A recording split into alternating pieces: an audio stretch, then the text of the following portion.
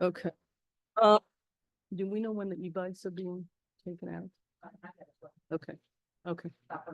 All right, good evening, 7:34. We're gonna say the pledge and then start into our work session.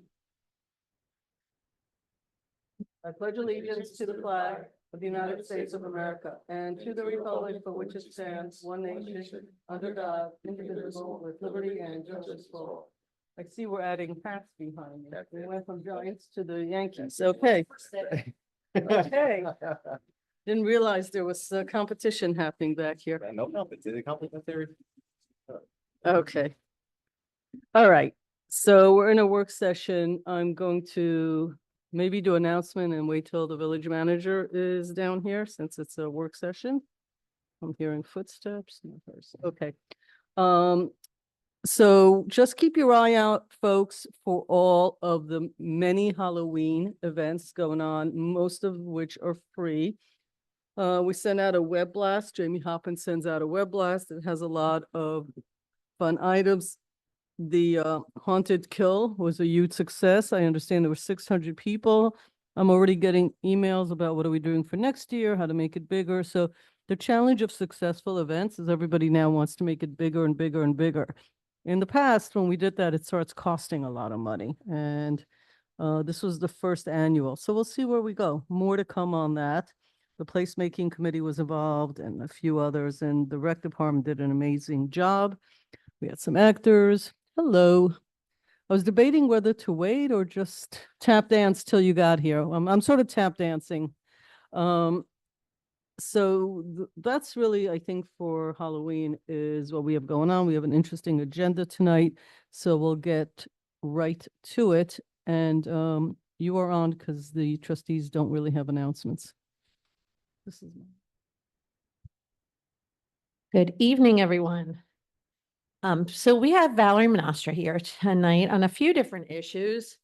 And the first issue is she's going to discuss planning board feedback for the proposed local law on EV chargers. Good evening. Good evening. If you recall, the village board referred out some proposed regulations for EV charging to the planning board. The planning board reviewed the proposed zoning chapter amendments, and they are in support of the EV charging regulations. One thing, the planning board and I believe the village board also received a letter from one member of the public, and their concern was specifically dealing with section 270-31C of the village code, which states artificial lighting facilities of any kind with light sources visible beyond the lot lines are prohibited. And that has always been interpreted as just lighting cannot encroach onto neighboring properties.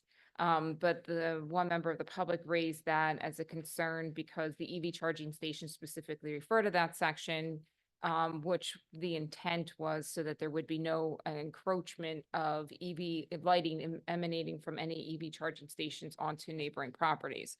So the planning board wanted to also have the village board look at that particular section and maybe just make it more clear so that it specifically refers to the encroachment of light beyond property lines. Other than that, the planning board recommends that the village move forward with the proposed regulations as presented. okay. Any questions or comments for Valerie? Nothing from you, gentleman to my left? Yeah, I saw that, but I see Manny bringing the mic, so I'm just waiting. Thanks, Valerie. So, in regards to the concern, either from the planning board or from one member of the public. So usually when I see cases that have gone into the planning board, they refer to, try to relocate some of the lights, the ambient lights, have some sort of reflectors down. Right. In particular, what will be your recommendation for us to even address something like this? Because these are just chargers. Unless we put some sort of containment within that, I don't think all these regulations of how much of the LEDs can be regulated, I guess, and the lights, the luminance of those particular panels. Right, so that's a good point. I think a lot of the lighting is really more, well, if you've seen the EV charging stations, sometimes it's lighting just to notify that it's there. And then other times, some of the lighting, the concern is dealing with the actual, like there will potentially be advertisements and stuff like that. I mean, I do agree that the zoning chapter currently does not really have lighting standards, and it's something that this board might want to consider updating at some point in time. I know it wasn't part of the immediate short term or long term, but I know the village board really wants to move forward with the EV charging stations, and that would be one way of just addressing that for right now, is just making sure that there's no encroachment, but it is something that we can look at as to, you know, because now a lot of lighting standards kind of try to follow the dark sky lighting standards, you know, and then also specifically, you know, regulate the amount of kelvins, which is like the brightness. So these are things that the planning board already looks at, but we could consider codifying some of that if the board Is- wants. And I'm okay with all that stuff. You know, I guess at some point you guys should look into that, kind of recommendations to the Right. board, if anything. I mean, I don't think for this kind of situations, I don't see that be the case, because again, there's some districts, is mainly commercial districts, Right. not that much of a residential Right. point, so I don't see that being a problem anytime. No, soon. I don't anticipate it being a problem. I think the important part is the encroachment, especially if it's getting close to residential. So what's the recommendation? So just to modify that, to make it clear that it's really encroachment beyond the property lines, because the member from the public was concerned that it meant that you can't see any lights from the property lines, which that wasn't the intent. Okay. I think doing lighting is gonna be tricky. Yes. Lighting technology is changing every 2-3 years now. I mean, these LEDs, when they came out, obviously there were way too many in this room because people, oh, we'll just replace the light bulbs. That's Right. actually not how it works. Also in the gas stations with the ads, they were just changing the technology. We're gonna codify something and then everything will not be able to be done because that technology just keeps changing. It's like battery technology. So I don't know if you really want to sit here and start working on that project when we have 14 others. but, Right, no, I understand that. I mean, I yeah. think that's why I think the encroachment is the more important Yeah, got aspect, it. because that actually does help with, like, Yeah, to a larger extent, the dark sky lighting and Yeah. those kind of things get discussed at the planning board then. right. Okay, so I think we're all good. That's what I'm hearing. Next, Okay, we had discussed the pro-housing resolution, which is a governor initiative. And the state has drafted a pro-housing resolution that they would like communities to adopt. That speaks about addressing the housing crisis and transit-oriented housing, the development of housing. And it does have some requirements. When we discussed this in the past, the board expressed interest in having some amendments made that would better suit the Austining community in terms of our pro-housing approach, which have been forwarded to the board in the revised resolution. I'll allow Valerie to expand on that a bit. So the last time we were before this board, I think there was concern about just adopting the resolution as written by the state. And so there was some discussion about, I think, to the now therefore be it resolved, the 1 through 5 items were discussed last meeting. And I think it was a broad agreement that you felt comfortable with the way Maddie ended up editing those particular criteria.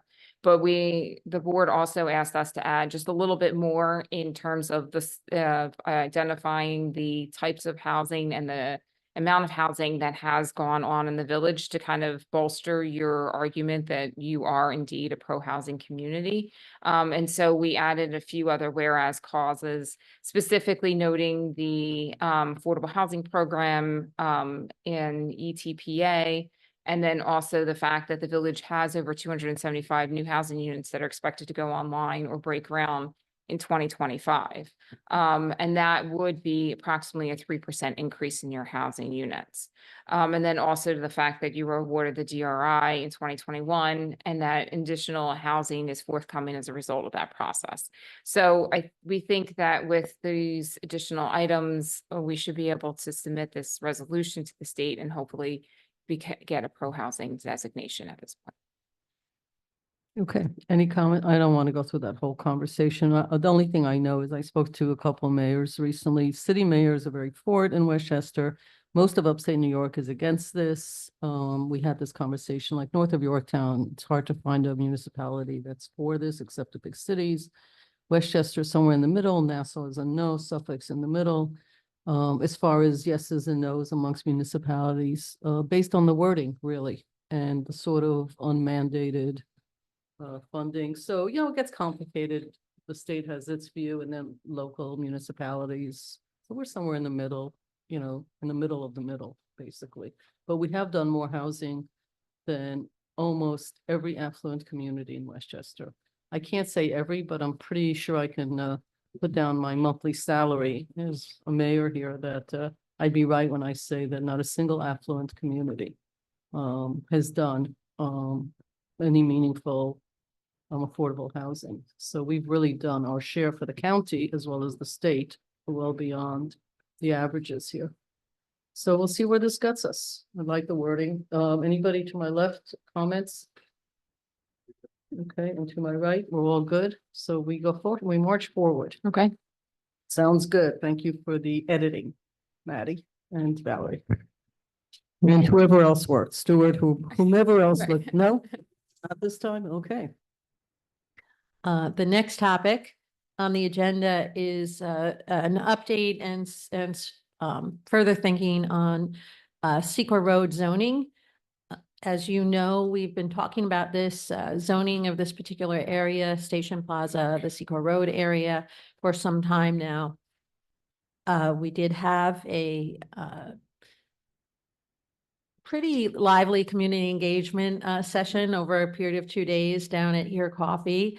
There was a fair response, which we've summarized. We've presented those that feedback to the board, and now it's just an update, perhaps looking for more direction as we go forward to try to create a situation that makes everybody happy in this area of our village.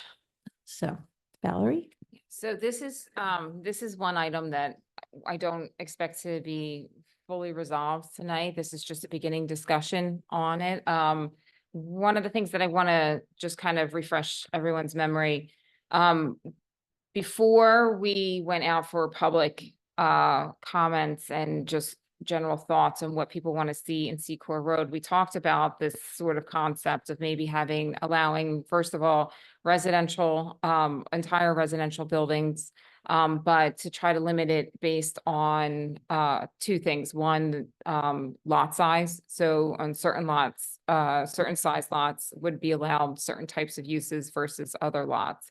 And then also to get a better sense from the community, whether they want to see like apartment buildings, townhomes, single family, two family, those types of developments. And then also where I received feedback from the village board in terms of parking and trying to incorporate parking as much as possible on site. And we also asked the public what they thought about parking and different parking arrangements. So based upon public feedback and also the initial concepts, discussions with the board, we're proposing to limit the Secor Road zoning to one mixed use. But the mixed use, because the public really wanted to see smaller units, When you smaller say buildings. Public, how many people from the public? So I believe over those 2 days, yeah, we heard from like about 100 people within the neighborhood. And most Businesses or residents, or you don't know? both. Okay, good. Both. That's a good number. Right, and we definitely heard from people that live within the Secor neighborhood as And you well. heard through emails and how? Well, this was people coming into here and Here Coffee and Beer. Right, the thing, so predominantly from that. Okay, Yes, all right, yes. good. So basically, the feedback we heard was what was in the direction that this board was initially anticipating, which was they want to see lower density within that area. In terms of single family, two family, townhomes were open, 3-family, people were in support of, and then mixed use buildings. But they didn't want to see a large scale like mixed use building. So what we would like to what I'd like to talk about tonight is just start thinking about limiting the uses to single family, 2-family, townhomes, as well as 3-family homes, and then your mixed use, but capping the mixed use at a maximum of like no more than 6 dwelling units per building, because this way it would kind of force a smaller mixed use building as opposed to what this board has seen in the past, which was, I think it was like 30 units, and that was technically going to be mixed use because there was going to be commercial on the ground floor. So the definition of mixed use is what in this Is context? typically ground floor retail and then upper stories of residential. It could be office, but typically residential. Any comments on parking? So the comments on parking that we received, that people did want to see as much as possible that parking gets accommodated on site, and they liked the concept of, you're a driveway garage type of concept, as well as potentially parking in the rear. They still didn't want to see necessarily parking in the front yards, and I think there was also concern of having absolutely no parking site. So with that, So very much in line with our conversation, yes. as you stated. Okay. Yes. So if we were to proceed with that general concept, and this is why I want to talk to the board tonight, then we would probably want to limit each one of these different uses to a certain square footage. So for example, if you were going to have a single family or 2-family home, you would be, like, for example, we're saying like 2,500 square feet would be the minimum lot area, versus something like a townhome, 1,800 square feet, we're saying you could potentially even go smaller for a townhome. For Is some, a townhome always connected at least on one wall? What's the definition yes, of a that town? is. Is It that the is. definition? Yeah, an Okay. attached single family. Right. At one wall. It could be more, but at Right, least one one wall, wall. right? Exactly. And then, so for example, like your mixed use buildings, here we're proposing you could have a even smaller property. And mostly because of the fact that if you actually look at the Secor Road and the properties there, many of them are less than 2,000 square feet. Yeah.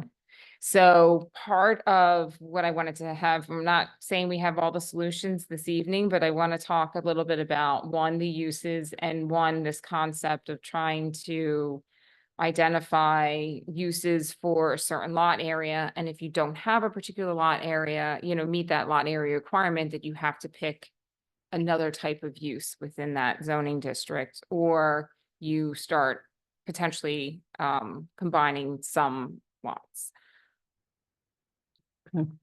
I mean, look, I think the reason so many of those houses went into either default or sat vacant is because it's a very challenging environment to build anything. Yes. I mean, I'm sure there's some engineer that says, oh, it's not a problem, but it's a cliff.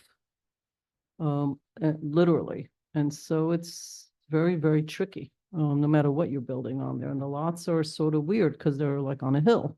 Even when you say, oh, Right. 2,500, it's like a hill, like you can't really fit a car because, it's going to roll. I mean, it's hard to. Right. I mean, you have to actually see them. When people see them, they go, oh, yeah, okay, now I get it.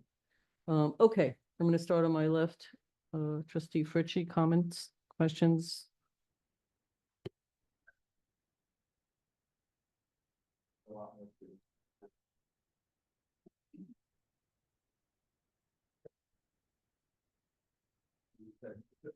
It seems like the comments are in line with what our thoughts were, so I'm okay with that. Are you okay with the recommendation and what footage? Are you saying you were? Well, so what I would like to do, if the board feels comfortable with this general concept and also the uses that we're sort of narrowing down to at Okay. this point, then we would really start looking at refining some of these bulk requirements and to try to give like even some sort of like very basic concept plan so that you can Okay. see what it would look like. And then also to still note some of the challenges you're gonna have, especially for some of these properties, if they were to come back for like redevelopment of that particular site. Yeah, this is right. There's a total of, I forget committee parcels. It's in the memo. Yeah. the agenda. Yeah, So and Bob, that's what you're okay with, everything that Val just said? Yeah. Okay, Manny? Thank you, Valerie. Concept wise, 100% I agree with some of the stuff in there. I think something, unless I'm missing, was something that we talked about, even in the commercial area, that because you have the mixed use. Right. Sure. So let's say, because we have instances of requests in the mixed use building where they will like to put residential on the ground floor. Is that somewhere in here? so right now, we were anticipating it being 100% residential as opposed to just residential on the ground floor and then like offices in the upper floors. Okay.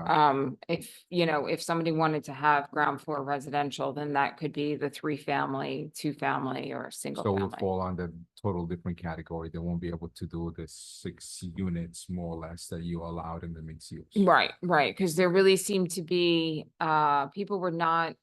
people did not like the concept of like the apartments Mhm. there, but they seem to encourage, they like the idea of like being able to encourage like businesses in that and keep the businesses there. And if that means like 100%, you know, all commercial businesses, which would be allowed still, but then also ones that for mixed use to allow for some residential, but to still keep.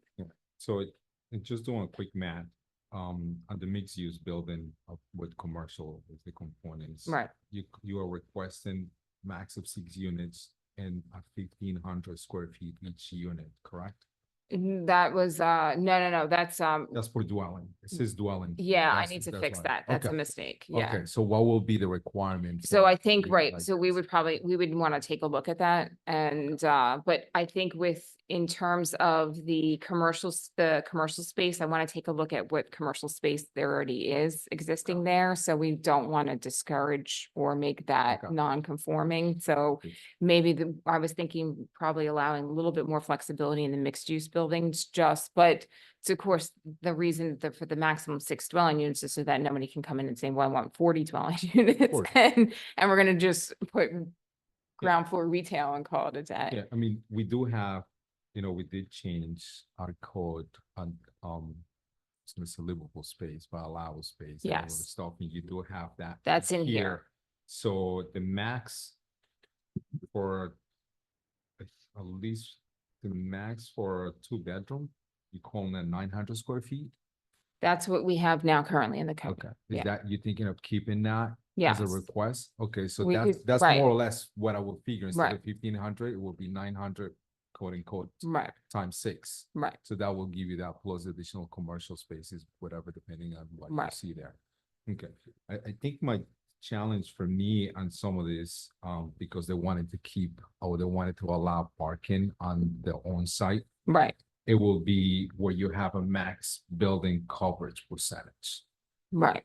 I know, and that's the one thing we need to look at very carefully because that's when that's when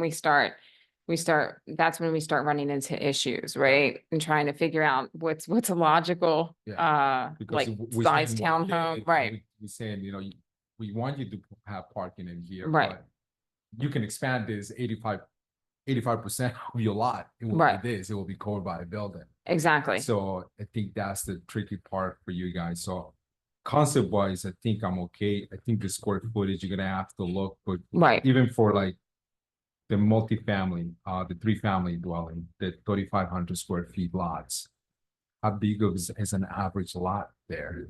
right. So, Which right, because less. even like, I mean, and we have in the table there are some 3-family units, like there's one that's on 1,400 square feet. But that's. Right, only- so that's, and so clearly they can't fit Yeah. parking, so that's why we were saying we should probably go a little bigger. We will, the challenge and a conversation we're gonna have in the future is if, some of these will just be conforming, properties, and it's something that like Stuart and I will have to take a look at for some solutions, for some of the existing, but technically it wouldn't require like a use variance because that would be a permitted use. But- So I agree, but at the same time, since that we are looking into this. Right. I will hate to have a resolution that we're saying we encourage you to have this, but your lot's not conforming. Then Right. you have to go to the zoning board and ask for 5 variances. Or Right, whatever and the that's variances right, may and so be. these are, right, so these are things that we can talk, that's why I wanted to have like the initial discussion, and then we can start identifying like what are some possible solutions to this, and then what are some of the challenges that this board's gonna have to think about. Right. Right, and it's not an easy, right, it's kind of like, but we did, but hearing from, I think to some extent, we should anticipate that, the community, at least what we heard, seemed to like the overall concept of trying to maintain what they have down there now, which is that same scale. Right. I think they recognize it's going to be tight compared to some of your other zoning districts, but now it's just coming up with something that, is doable Yeah. in terms of, So let you Actually- do that calculation. yeah, and that's gonna be the fun part. And we're gonna also have to go Yeah. down there and look at these buildings Yeah. because Yeah. the angles actually matter here. It's Yeah. just not about square footage. I mean, Yeah. it's like when you drive through, in parts of Chilmark, when somebody says they have like, half an acre, half of it is a hill that's unusable. Right, It makes a difference in what you can build. It's like, you can't Right. park your cars up there. I mean, it's a Right. hill. So, we have to look at these actually and take a little trip down there and just start looking at what we have and see what the majority looks like, et cetera. and yeah, what's no, there I now. think, I'm right, I think it would be useful. for Yeah, people I to mean, I take think a we have look. to have a reality check. Yeah, Okay, I mean, we all know, we drive by there, most of us Right. all the time, but like to actually look at it, Right. is a different story. Okay, so in concept, Omar, I'm in. I'm good. okay, so in concept, we're moving one more foot down the football Yes. field here. yes, One more yard, excuse me, footballs and yards, right? One more yard, Thanks. not much more Thanks. than that, okay. Not much more than that, but at least it's a complicated one. it is a complicated, it is a complicated zoning Yeah, district. it's sort of, I always wonder why they let anybody build there years ago, but it's, we'll have to figure it out the best we can. But I'm glad there was a lot of community engagement. It seemed like, we say this all the time, that we live here. We think we have a pretty good sense of the pulse, and here it is, pretty much in line with what we had thought. And so it's nice to see that there wasn't any mysterious something that came up that No. we didn't think about. Okay, next. Next, Stuart and Valerie will talk about our tree preservation law and the EAC's feedback. Do you wanna? Start off, the EAC had a meeting earlier this month. Stuart, is your microphone on? Yes. It's it on. Thank is, you. Ms. Huffman. The EAC had a meeting earlier this month with Danielle from Valerie's office, and we went over proposed revisions to the zoning ordinance, some of which I had raised some questions about in a staff memo. And some of the questions are going to be discussed, I think, at the next EAC meeting in terms of where things are. But we've really moved a lot in terms of what we had initially and where we are now. Now it's more just questions of not even substance in a lot of ways, but a lot of procedural things. The current law, for example, has it that if a tree permit is denied by, for example, the planning board as part of its work, it can actually be an appeal to the zoning board. which is unusual because it's the only circumstance where there could be an appeal to the zoning board from something the planning board does. Probably not something we want to keep in the law at this point. There are a couple of other questions in terms of the length of the permit. Right. How long should it be? One of the thoughts that I had was to make it longer, particularly with regard to larger projects, to basically put it in sync with the building permit. Right. So that it could go, because otherwise what happens is we have multiple applications coming back to the planning board to simply renew a tree permit. Right. Even while the building permit has months to run. So that's a couple of other things that are going in there. We are going to be including language that if the village's arborist needs to go out and check on a tree as part of an application, that would be part of an escrow process, similar to what we already have on the code now, so that it's not necessarily a village incurred cost. It would be a cost to be incurred by be it the developer or whoever is looking basically to take down the trees. We're cleaning up some of the language. We use different terms, tree contractor, tree service provider, all different things, just gonna have one term there. But there were, as I said, a few other things that the EAC themselves wanted to look at. We talked about a bond that might be required in the event of certain things are done, but really the length of the permit is one of the important things. I think currently it's 120 days now. Right. The suggestion was at least 6 months, if not go the length of the building permit. The EAC's view, at least initially, was to extend it, but not to extend it the full length of the building permit, because they basically wanted to see if there was a change in circumstance during the period of time, which might require some other work with regard to tree removal or things like that. Again, something that we'll be discussing further with regard to that. And there are just a few other sort of poorly worded parts of the statute. The way it's worded now is you need a permit to negligently remove a tree. So my argument is that I could take, as long as I'm not negligent, I don't need a permit, which Right. is clearly not the case. But unfortunately, it's worded that way, so that language will come out. My expectation is that after the November meeting, we will be in a position to come back to this board with really a ready copy of the law to look at, because we'll then have all their input and then be able to let you know when we are. Yes, the arborist, right, so there was a request from this board to have the arborist review everything, and they have. And so they've been part of the discussion, so I think the next time you see the draft of the local law, it's going to incorporate your comments, the arborist comments, and the EAC's comments. Okay, I'm going to start to my right. Sir, do you have any comments, questions? No, that's straightforward. They're good? They're good? Yeah. Okay.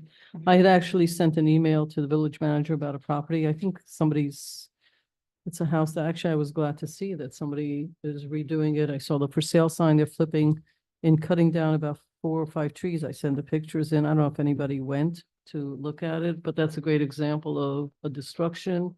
Don't know if they meant to do it. I don't know if they have permits for anything. And in doing so, totally ripped apart the retaining wall.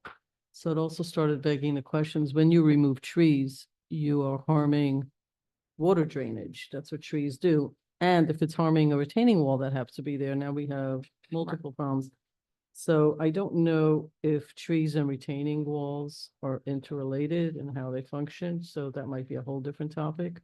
It just brought it to my mind that we, and if people take out trees, it's hard unless somebody calls for somebody to go out there because it's already down. And so I'm just making sure that we get it right, that retroactively we get that part right. So I look forward to actually looking when all the write-up is done. Yeah, To make sure absolutely. that it's done correctly. Okay. Okay. Next, Okay, next is proposed local law for multiple utility poles. And this has to do with the challenges that municipalities face when utility poles either, they're damaged or they need to be moved or, different things depending on which utilities are there. It's sort of municipalities are really hamstrung to get things done because it starts going back and forth of whose responsibility, which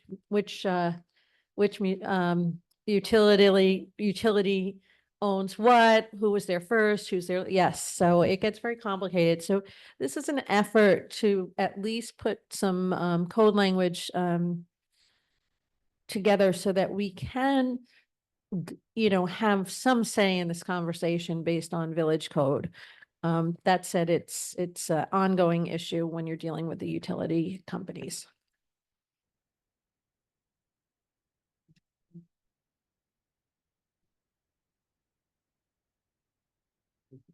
I don't think any of us have actually ever said that, but okay.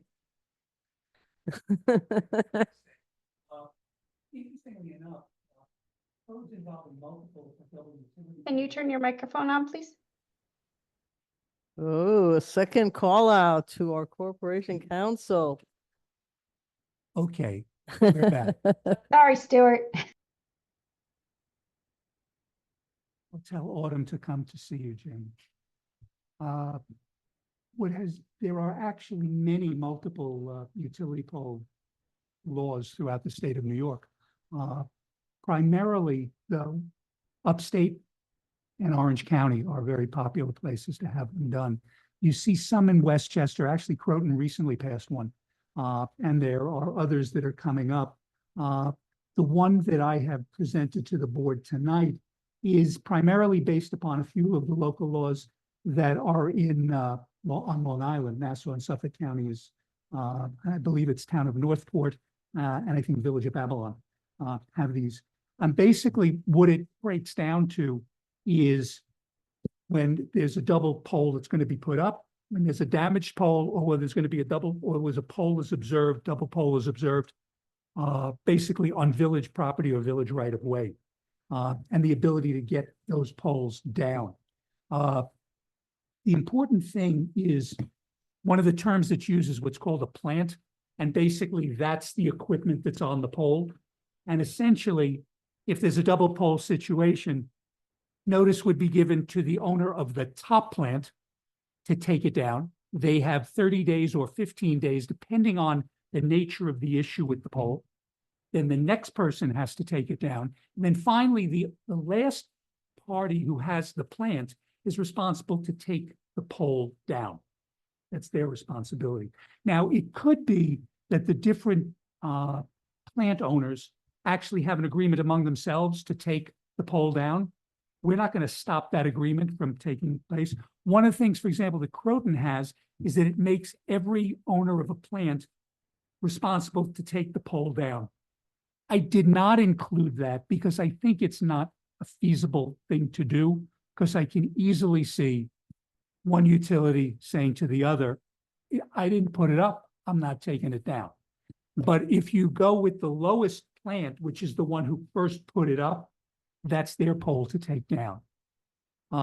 If it's a damaged pole, which is really what we see in a lot of circumstances, the time frame within which to remove is shortened from 30 to 15 days, and then everything still follows with each one. And again, if you only have one plant up there, it's easy. You got to get it done.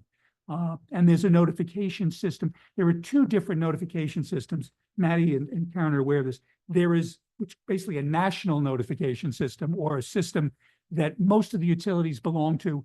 Municipalities can join, but they don't have all the ability to do that. But there's also simply, you require the pole operators or pole and plant owners to notify the village when they're planning to put something up and when they're planning to do it. The hammer with this are significant penalties if they don't take it down. And in this one, it's, I think it starts at $1,000. It goes up to $4,000. Each day it's up is another violation. So it basically is putting the onus on the pole operator to take it down. Double poles are issues with regard both to safety. They're also aesthetically not the thing that you necessarily want to see. Just as an alternative to let you know, Peekskill has something slightly different. Their rule is that there will be no poles that are within 12 feet of each other. And if they are within 12 feet of each other, the newest pole stays, the other pole has to come out. And they're not the only place that does that. It's also done, Fishkill recently passed one. They do the same thing. They basically say, if it's within 12 feet, you can basically string it to another one. You don't have to have one in between. Here, we're not doing that. That's more in the minority. Most of the jurisdictions have what is here, which is basically you have a double pole, you have a damaged pole, or you have poles within the rights of way. And this basically sets up the process for getting the pole removed. Again, starting with the plants, taking the plant off, and then taking the pole down.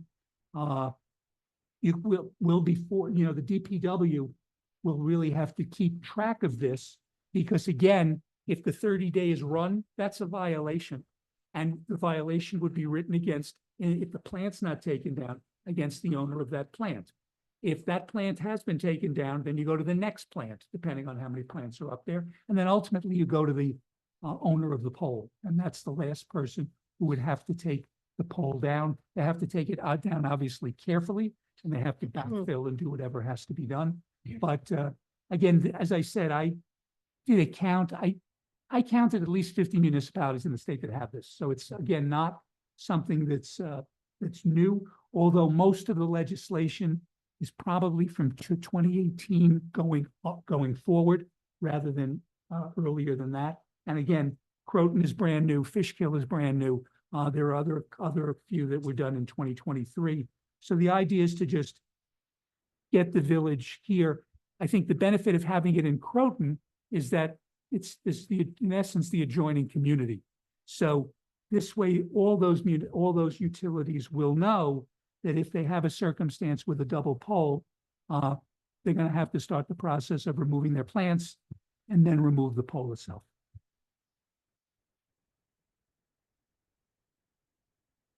Okay, leaning back in my chair because I can't. How many utilities, how many plants are, how many utilities do we have? Well, you have Verizon, you have Optimum. I'm trying to see who else. You have telephone, that's just, you also have different cable companies. So They're all using the same poles, right?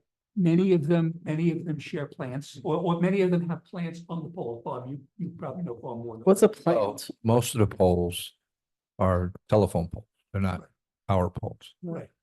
So when it comes to who owns the pole, and Con Ed has to replace a pole, they're gonna replace the pole, but it's still a telephone pole. Right. New York Tel or whatever it is now. And the plant means what exactly? Plant is what they put up on the pole. It's basically Up on top. pole. Yeah. Okay. I can't believe that this is local laws versus New York State or the county. It's just, All New York State, what's that? I mean, we all have the same problems, No, right? New York State has the notification system. Go ahead. Okay, that's. Yeah, no, I'm sorry. So, good evening. It's so, interesting that this was timed exactly as it was because, the manager and I were actually speaking with the village manager, and his assistant in Croton last week about this, about, the engine system, I think is the acronym. I don't remember what it stands for. But basically it's something that every time a pole, as Trustee Fritchie said, is installed, it's entered into this system, which Con Edison has access to the engine system. My understanding is that if we had some sort of like private security system on the poles, that we too would have access, but otherwise we need to get our access through Con Ed. So I'm not sure if maybe I misinterpreted that, but basically we have to go beg to Con Ed to say, can we please see the engine report for pole 1, 2, 3, 4, 5, which is at the corner of what have you. They're able to tell us, who was first on, who was last on. And as Stuart said, I think it's New York State says, once it's a double pole, you have 30 days, 30 days, 30 days. So Optimum has 30. Then when they're off, Verizon has 30. Then when they're off, AT&T has 30, and then whomever. But I think what's effective about this local legislation, to your point, Mayor, is that now there's a local consequence for not following that sequence of events. Is that? Right. And thank you, Maddie. Yeah. The Public Service Commission adopted an order with regard to this back in 2011 for the power companies. But the PSC order itself doesn't really have any teeth with regard to the municipalities. But So so who in the municipality is supposed to manage this whole thing? Like, what do we have, guys running around or women running around taking pictures of? no, Oh. if the onus is on well, first of all, if we see a damaged pole, easy. Because we see a damaged pole, we can clearly notify Got that. those. If Okay, you see a double pole, we can notify. okay, If we are the question may be, what if they're putting a pole right next to a second pole, being a double pole? That's where the utility is going to be obligated to notify the municipality. And the municipality will be able to say to them, can't do that. right. And how do we enforce any of this? I mean, fees are always interesting, but how do we enforce it? Because basically, $4,000 a day. yeah, doesn't answer how we enforce it. That's the fine and they don't pay it. So what are we doing here? These are state municipal, environments. Well, first of all, it's a civil, two different things can be done. One, we can get a penalty through the justice court as a criminal. There's also a civil penalty, as well as we can actually go into court and get an order directing them to remove them. Okay, so that's all done locally. The other question, so I'm not commenting, the other question I had is, what problem exactly are we trying to solve? I get the broken, that's fine. And I thought part of our problem was that they've been leaving poles. I mean, I've been driving on Underhill, there's a pole on, like, sitting there.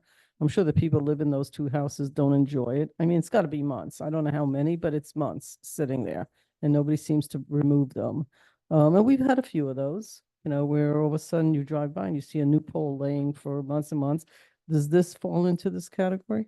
If it's a single pole lying on the street, that would be a matter of notifying them, but that's not this, because it's not necessarily a quote unquote double pole. The double pole, we've had this discussion before where, I know other trustees have said, well, there's a pole that was just put up right there and the Right. pole hasn't been taken out. If there's simply a pole on the street like the one on Underhill, that's a matter of communicating with the utility and saying, there's a piece of your equipment on the street, you got to take it up. That's not directly dealt with here because it's not technically a double pole situation. Okay, The issue specifically with the double poles, at least that I've seen, I was a pedestrian in Ossining for much longer than I've been a driver. When you have the double pole, it obstructs the sidewalk even You can't further. walk. So particularly when we have neighborhoods that have narrow sidewalks, and Yeah. then if perhaps you're, pushing a stroller or a cart or something like that, yeah. it makes it that much harder for pedestrians to get around locally. So Pedestrians, ADA, all of Mm. that stuff. And it's a lot on 133 where people are actually walking now. By the library, et cetera, et cetera. You can't even get a stroller through there with a baby. Okay, so I don't know if we can add you left your stuff over here, get it out of here, or you're gonna get fined piece to this legislation. But we have a few of those laying around. And my only thought is, what does this do to members of our community, residential and businesses? Safety just described, yes, check that off with the double poles. The fines, okay, I get it.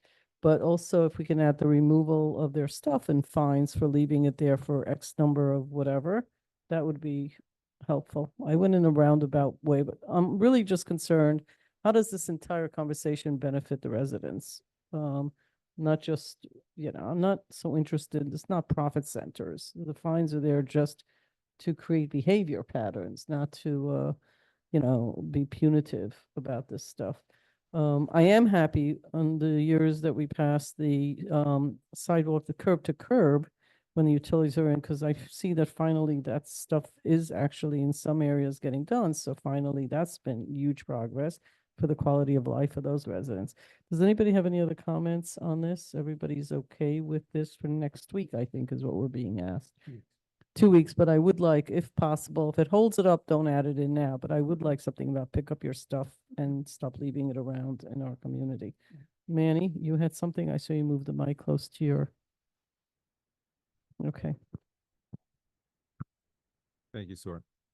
Yeah, I'm not sure who of the trustees made concerns about the double poles for many years, so I won't say anything. But thank you. I think I just want to kind of pick your brain a little bit on this one, because you have the notifications and the removals, and you make reference on 229-81 on either A in C section, you said may result in penalties. Mhm. Correct. So what may? Yes. Why Because may, it's why not? ultimately the court's decision. I can't say shall result in penalties because I can't impose a penalty.